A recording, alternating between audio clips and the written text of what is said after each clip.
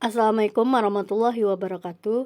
Nah, di video kali ini kita akan kembali membahas menentukan pasangan asam basa konjugasi dari Bronsted-Lowry. Karena ini sudah part 3, jadi saya akan memberikan trik-trik cepat menjawab soal asam basa konjugasi asam basa Bronsted-Lowry ini. Oke, kita langsung saja ke soal yang pertama.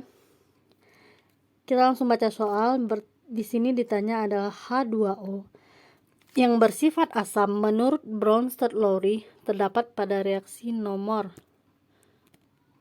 Oke. Jadi kalau dia bersifat asam berarti H2O ini telah mendonorkan satu H plusnya kepada zat lain sehingga nanti hasilnya adalah OH-. Triknya adalah kita cari di option 1, 2, dan 3, 4 ini yang ada OH-nya. Maka di situ adalah terdapat H2O yang bersifat asam. Oke, nomor 1 ini ada OH-, berarti ini benar ya. Yang nomor 2 tidak ada OH-, berarti ini salah. Yang ketiga ada OH-, berarti ini benar ya. Yang keempat ini juga tidak ada. Nah, berarti jawabannya adalah 1 dan 3. Begitu trik cepat menjawab soal yang seperti ini. Nah, kemudian kita lanjut ke soal berikutnya.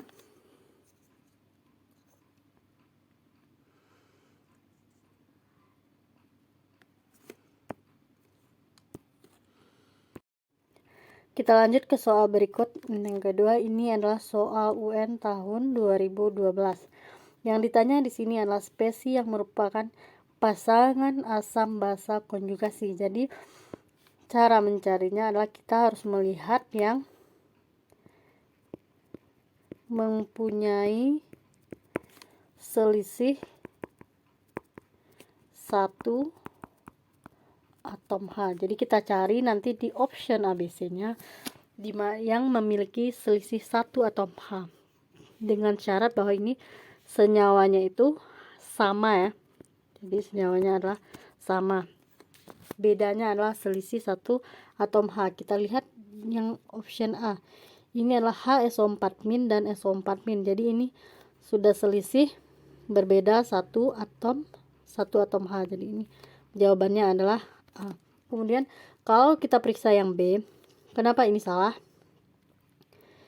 HSO4- dan H2O dia tidak mungkin menjadi pasangan asam basa konjugasi karena ini jelas dia berbeda ya. Kalau dia OH- dan HS juga tidak mungkin, ini juga berbeda. H2O dan S2- juga berbeda, H3O+ dan SO4- juga berbeda. Jadi mereka ini tidak mungkin menjadi pasangan asam basa konjugasi. Oke, kita lanjut ke soal berikutnya. Di sini ditanya adalah reaksi yang menunjukkan bahwa HClO4 bersifat basa. Oke, kita cari kuncinya dulu. Kalau dia HClO4-nya bersifat basa, artinya apa? Atom H-nya pasti ini akan bertambah 1 atom H. Nah, kita cari di option ABC yang HClO4 yang H-nya bertambah 1. Kita lihat yang A. Ini HClO4, kemudian ini CO4-. Berarti ini salah ya, karena dia hanya berkurang 1 minus H, bukan bertambah. Yang kemudian yang B, CO4 dan CO4-. Nah, ini kita planning dulu ya, ini tidak ada atom H-nya. Otomatis ini juga salah. Kemudian yang C, HClO4, ini CO4- juga. Ini H-nya juga berkurang 1. Sementara kita harus mencari atom H-nya yang bertambah 1 dari HClO4 ini. Kita lihat yang D, ini HClO4, kemudian ini H2. Oke ya, akhirnya kita menemukan bahwa H-nya bertambah 1 tambahan. Nah, jawabannya adalah D. Kalau dia yang E itu juga bukan ya, karena hanya ini berkurang 1 H. Kalau hanya berkurang 1, otomatis dia akan bersifat asam, bukan basa. Nah, kita lanjut ke soal berikutnya. Spesies yang merupakan basa konjugasi dari ion HPO42- adalah kita ingat lagi bahwa kalau dia basa konjugasi, dari ion HPO4- berarti kita cari yang hanya berkurang 1. Kita kurangi hanya 1, berarti kita kurangi hanya 1, berarti hasilnya adalah PO4 3-. Nah, jawabannya adalah A. Kalau H2PO4- jelas ini bukan merupakan basa konjugasinya, karena ini hanya bertambah dia 1. Kalau yang C juga bukan, D bukan ya. Oke, jawabannya adalah A. Yang terakhir adalah spesies berikut ini yang tidak bertindak sebagai asam maupun basa menurut teori Bronsted-Lowry adalah, nah sini kuncinya adalah kita harus mencari yang tidak ada atom H-nya, yang tidak ada atom H. Kita periksa dulu yang A, H2S, berarti dia bisa ya sebagai asam maupun basa konjugasi. NH3 juga ada, HSO4- ada, H2O ada, berarti jawabannya adalah D, yang tidak ada atom H-nya. Kita lanjut ke soal berikutnya. Spesies yang keduanya bersifat asam menurut Bronsted-Lowry adalah, nah kalau kita cari bersifat asam, tadi kita cari yang hanya berkurang 1. Kita lihat di sini H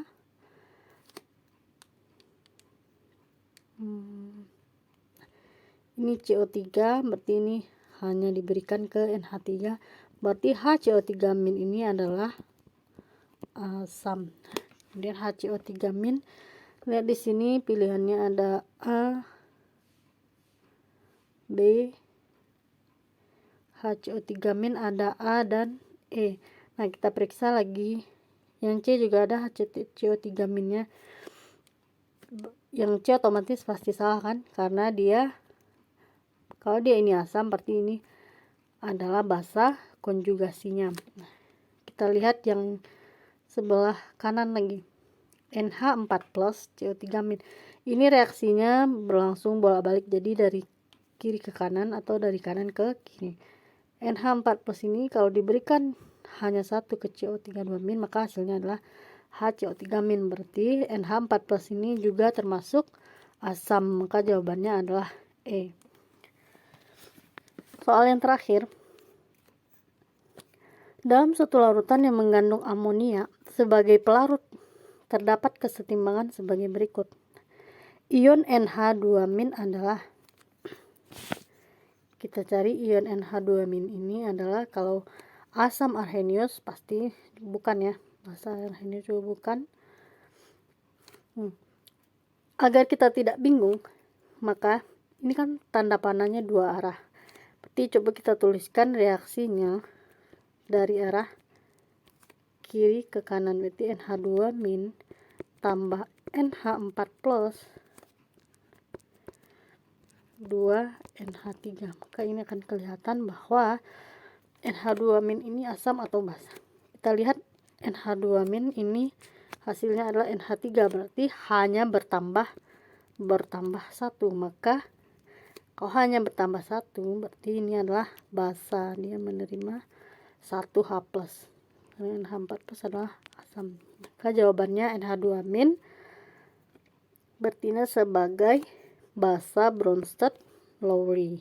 Nah, sekian dulu video dari saya, semoga bermanfaat bagi adik-adik yang untuk memahami materi teori asam basa Bronsted-Lowry. Wassalamualaikum warahmatullahi wabarakatuh.